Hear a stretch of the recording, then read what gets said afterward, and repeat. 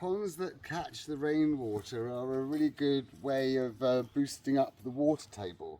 If we didn't have the pond, if it was just like a field with a ditch around it, the rainwater would soak in as it was raining and just after it was raining from puddles and things.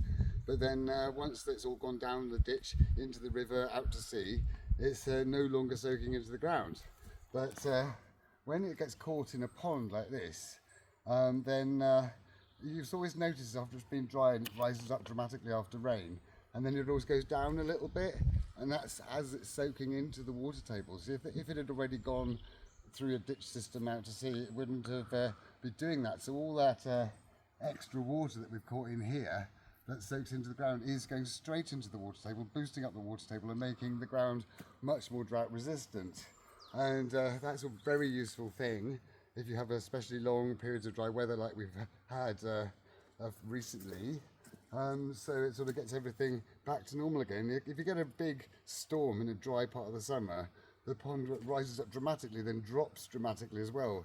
And just all that water that would have gone just out to sea, it's then all like saved in here and going into the water table.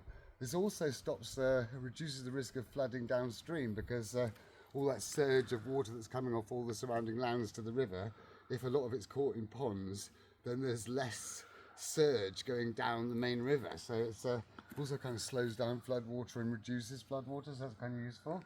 But it's a hell of a resource. All of our plants are watered only from these ponds, and of course we've got fish and water plants and things like that. So it's really useful to have ponds for so many reasons. It gives lots of places for wild animals to drink from. Loads of wild animals do their life cycles in it, but keeping the water table balanced up and the groundwater, that's really, really important, and that's a really good thing.